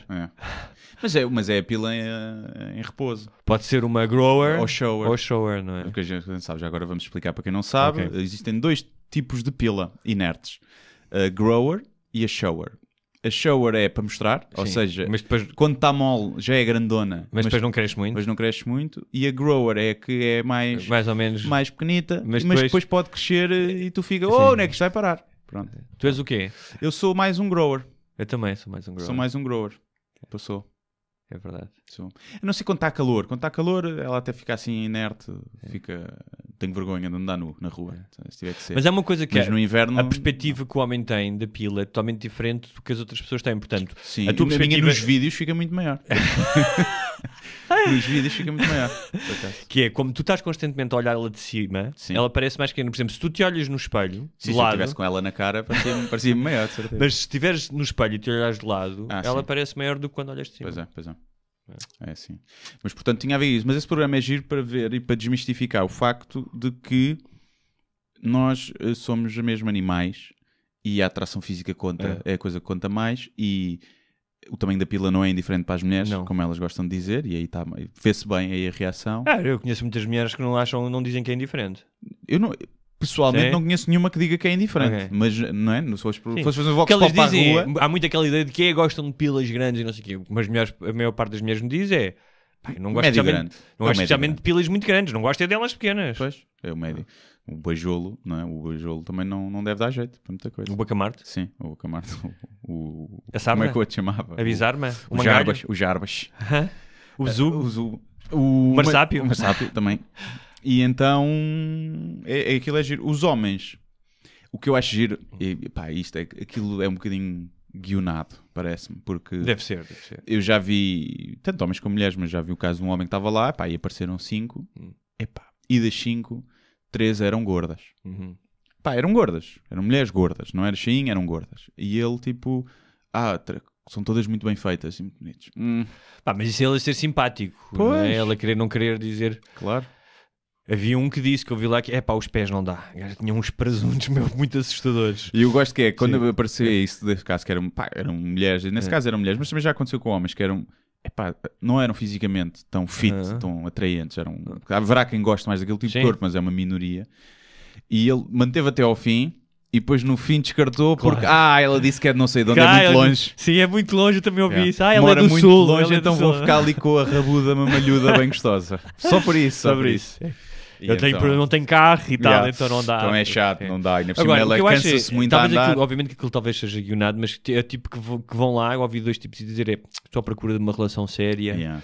E o importante para mim é falar, então não vais ali, não é? Tipo, e depois, agora, o que eu adorei foi, o gajo escolheu uma, que era ela a escolher. Ela escolheu um tipo, ele tem uns lábios e era o gajo mais caparroso e tal. E eles iam sair no dia seguinte, na noite seguinte ao programa. E o gajo aparece nesse jantar todo quinado, porque na noite do programa tinha ido sair, porque devia estar em Londres ou não sei o quê, tinha-se desgraçado, tinha ido para casa às 6 da manhã e tipo, via-se mesmo que o gajo não queria estar ali. E ela começa a moar e ele diz, já agora vou dizer que tipo, eu ontem quando fui sair depois fui para a cama contra a rapariga. Aquilo é horrível, horrível. Tipo, ela foi àquele programa, ela apareceu nua, porque depois a pessoa que tem que escolher também aparece nua no fim. Vai sair com o gajo e o gajo não só aparece todo estrelhaçado, tipo, não é uma boa companhia de jantar, como ele ainda lhe diz, ontem comi outra gaja. É um bocado o que dá a escolher os gajos nesse programa. Exatamente. É um bocado isso. E já, por falar nisso, o programa que está aí a fazer sucesso e que vem agora para a televisão portuguesa, não sei se estás a par, que é o Casamento à Primeira Vista. Não sei se já ouviste falar. Isso chama-se viver na Índia, não é? Que os teus pais decidem à primeira vista, porque quando o vês já está decidido. Mas isto ainda é pior, que é, e aquilo é australiano, faz bué de sucesso, já bué da seasons, e agora vem para Portugal. O que acontece? São pessoas que concorrem, há uma série de especialistas, e vou fazer sinal de orelhinhas com o dedo, de aspas, que identificam as pessoas mais compatíveis umas com as outras, fazem testes genéticos e tudo, dizem eles, e depois escolhem o teu par ideal. E as pessoas conhecem-se no casamento. Ou seja, tem a família de ambos no altar, ele está no altar, a noiva chega, eles conhecem-se. Olá, como estás? Eu sou não sei o quê, beijinho, cumprimento. Declaro-vos marido e mulher. Pumba. Beijam-se, são marido e mulher, oficialmente.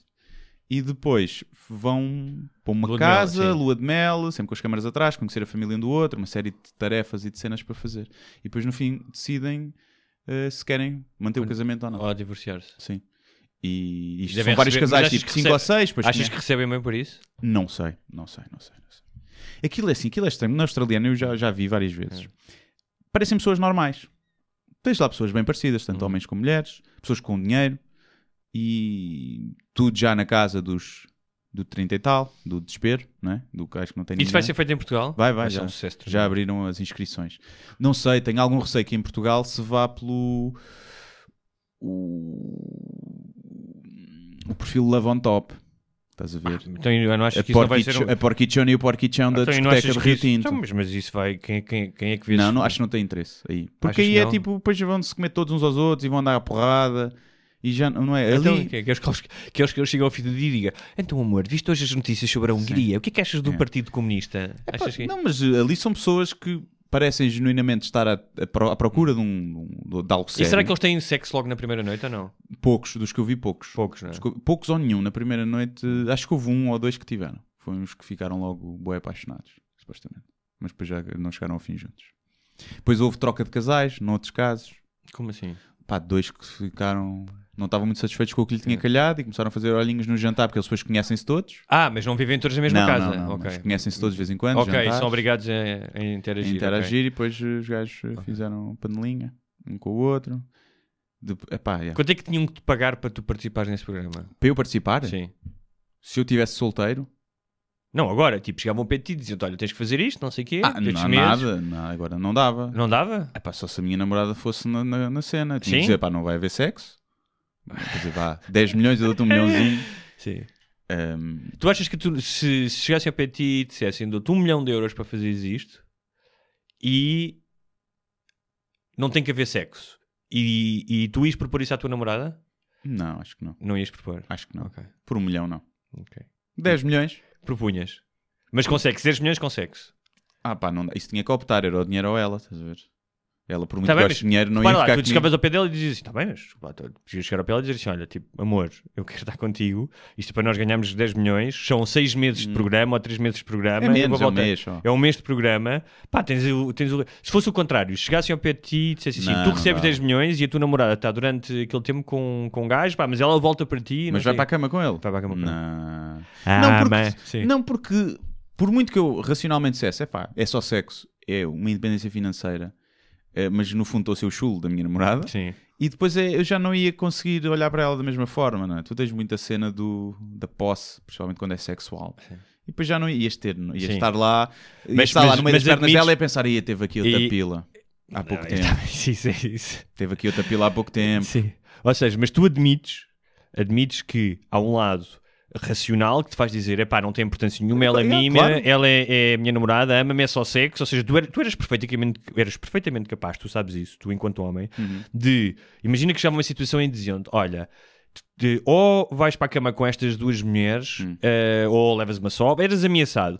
E isso não ia em nada, ou seja, tu eras capaz de ter sexo. Mas a diferença é que nós fazíamos isso de borla. Não, bem, mas a questão é, tu eras perfeitamente capaz de ter sexo com alguém e isso não interferir em nada na relação com a tua namorada, certo? Do meu ponto de vista. Do teu ponto de vista. Se fosse com consentimento de todos, sim. Sim, ou seja uma coisa que era não tinhas sexo, guardar segredo, não tinhas mas viver tu, com ou seja, culpa. tu eras, eu sei que a maioria dos homens são capazes de fazer isso. Tipo, no entanto, também há mulheres que conseguem fazer isso. Ou seja, havia mulheres que eram capazes de perfeitamente dizer, eu amo o meu namorado, pá, estou aqui a mandar uma queca, são 15 minutos, sem prazer, o gajo vai à sua vida. Sim. E tu concebes isso, que haja uma mulher que pense como tu. Sim. Mas, no entanto, há uma parte emocional e macaca. Macaca mesmo, nem é emocional. Não é macaca, é macaca. De posse. É só de posse.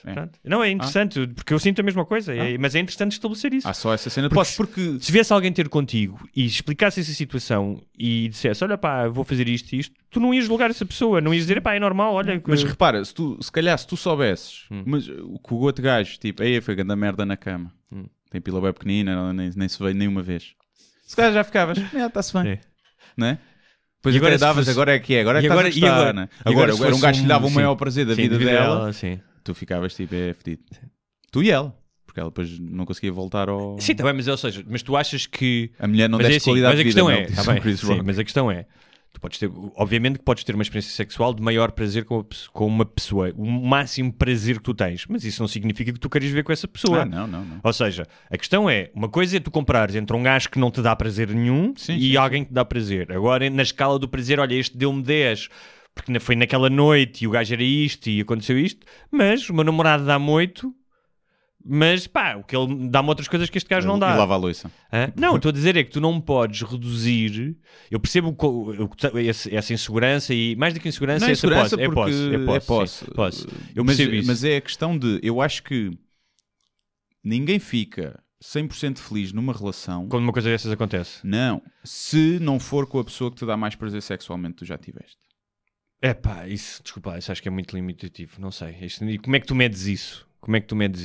Pá, medes pelas coisas que não é pelo orgasmo em si, é pelas coisas, pela compatibilidade sexual. Estás a perceber? Sim, mas desculpa, imagina, tu tens uma gaja, foste para a cama com uma gaja uma vez que te fez um broche épico. Sim. Ok? Mas acho que ela é a única que faz o broche épico na vida. Mas depois estás com uma pessoa e que tu amas profundamente, mas que não faz sexo oral. Tu não vais estar com essa pessoa. Mas isso são extremos. São extremos. Estou a dizer, extremos é o que não faz e o que faz. Agora, o que não dá prazer e o que dá prazer. Se for ela por ela, não. Até porque se aprende. Sim.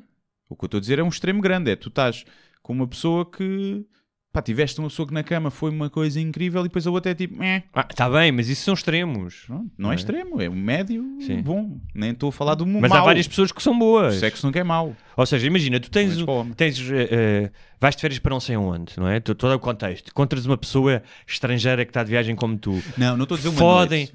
Não, mas estão tipo, passam um mês juntos na Tailândia, fodem que nem coelhos, fazem merdas que tu nunca fizeste e não sei o que nunca imaginaste, não sei o que mais. 3 dedos no cu, Isso já é tu é que escolhes do menu. E depois voltas, não é? Sim. Tu não tens necessariamente de fazer tudo o que fizeste com aquela pessoa para que a tua vida sexual seja boa. Podes fazer até outras coisas. Não há tipo uma espécie de recorde. Eu como os 100 metros, bati o recorde, agora tenho que bater esse recorde. Não, a sexualidade é muito mais diversa do que isso. Acho que eu vou dar um exemplo. Se tu souberes que há muito melhor sexo lá fora, mais facilmente vais querer. Vou dar um exemplo. Houve uma altura na minha vida, especialmente nos 20 e no início dos 30, que se fazer trios era uma cena que eu achava e tal. Fiz alguns. Hoje em dia já não tenho tanto essa necessidade. Não é uma coisa que eu penso como pensava antes e não sei o que, não é uma coisa que eu fosse à procura. Estás a perceber? Isso é outra coisa. Isso são as tuas necessidades ou os teus gostos ou os teus prazeres que mudaram. Portanto, não percebes? Mas não estou a dizer que não, não, mas percebes? Não há aquela... Se a tua cena agora ainda fosse essa, provavelmente só estarias verdadeiramente satisfeito sexualmente numa relação se isso acontecesse de vez em quando. A tua prioridade é que já não é essa. Não é? Ok. Tá bem. Só para ficar esclarecido, quando eu digo trios é 2 mulheres, atenção. Sim. Não é 2 gajos. Ou 4 mulheres. Isto aqui só... como é que tu dizes? Luta de espadas, não é? É luta de espadas, sim. Luta de espadas não, luta de espadas não. Sim, não. Isso é uma cena que eu também nunca compreendi. Eu tinha vários amigos, conheci um gajo, não sei o quê, porque também há mulheres que gostam de ir com 2 homens para a cama. Todas têm secretamente essa fantasia. E eu cheguei a ter a oportunidade de fazer isso e isso nunca me cativou. Eu faria com um amigo, não tinha problema nenhum. Não tinha problema nenhum. Agora há regras. Não há contacto visual, olhos nos olhos. Não há cá o double penetration com os saquinhos dos testículos a roçar um no outro. Não há isso. Mas de resto fazia, não tinha problema. Acho eu. Ok. Não tinha problema. Pode haver um high five. Pode haver, tipo, girar um cigarro. Tipo, uma ganza já não fuma, mas girar uma ganza a meio, pode ser giro. Uma partilha. Mas não com alguém que eu não conhecesse bem, não. Há aquela cena forte do E tu mama também, que ela está de joelhos a fazer sexo oral aos dois e os gajos começam-se a mamar na boca. Pois, isso não vai acontecer. Isso vai acontecer. Por exemplo, isso eu também. Por exemplo, ela teve a mamar na boca dele, na pila dele, e a seguir vem-me beijar. Não vai acontecer. Ainda sabe a pila dele. Provavelmente. Ou o ejacular, tipo, lado a lado. Sim. E isto salpica um para o outro. Também não vai acontecer. Portanto, há uma série de regras, de limites. Depois do que tu disseste, ninguém diria que tu já viste muito porno na vida. Já vi tudo, já cheguei ao fim da internet. Mas de resto faria. Não tinha. Com um amigo próximo não tinha problema. Olha, vamos guardar os temas bastante interessantes. Já tinha aqui do... Mas preferi com 2 mulheres. Sim, atenção. Imagino que sim. Dos engates e das frases de engate para a próxima semana. Podemos abrir com isso. Sim. Não sei se tens alguma coisa para promover. Não. Ok. Acho que não. Ontem foram os Emmys, ainda não vi quem é que ganhou, mas sei que houve um gajo que pediu a namorada em casamento quando foi receber o prémio. Foi? Fuleirada. Fuleirada, não achas? Fuleirada, para mostrar que era lindo ela dizer que não. Tipo, o gajo ganhar o prémio e ficar para sempre o dia. Esses são os que se separam mais cedo. São esses que têm necessidade de mostrar ao mundo. Sim. E acho que é uma teoria... 63%. Sim, eu acho que era, por exemplo, imagina o contrário, que era a minha namorada, a minha mulher, que ia receber um prémio. Pá, aquilo é acerca dela. Ela podia-me agradecer tudo bem, mas não queria que ela transformasse aquilo. É uma cena dela. Tu fizeste isto, tu trabalhaste, é teu, isto é teu, percebes? Sim. Não é? E é um bocado, colocares a outra pessoa numa hipótese que ela não pode dizer que não. É chato. E também digo, quem diz que não nessas situações é uma merda de pessoa. Mesmo que não queiras, diz que sim e depois lá fora. Ficas, olha, pá, não devias ter feito aquilo. Não devias ter feito, só fiz para não te envergonhar. Não. Portanto, vejam lá isso. De resto, não tenho nada para promover. Falta de Chá vai estrear em breve, provavelmente na primeira ou segunda semana de outubro. Há de haver uma antestreia ao vivo, alguns no início de outubro, mas estejam atentos ao Instagram, já agora Guilherme RCD. Podem seguir. Muito bem. Então, dito isto, até para a semana. Então, isto é isto, não é? É, acho que não tens mais nada. Muito obrigado, Deus Nosso Senhor. E são só 10%. Até para a semana. Muito obrigado por assistir a mais um episódio Sem Barbas da Língua. Não se esqueçam de subscrever na vossa plataforma de eleição, iTunes, SoundCloud, YouTube e muitas outras. Se tiverem dúvidas ou sugestões, podem enviar para o endereço de correio eletrónico sembarbasnalingua@gmail.com. Podem também passar pela nossa página de Facebook, deixar o vosso like ou a vossa mensagem. Sejam felizes e até à próxima. Mas eu só lhe pergunto se é assim que o país anda para a frente. Eu vim com sacrifício pessoal. Acho que o país está doido, com todo o respeito, e portanto eu não vou continuar a entrevista.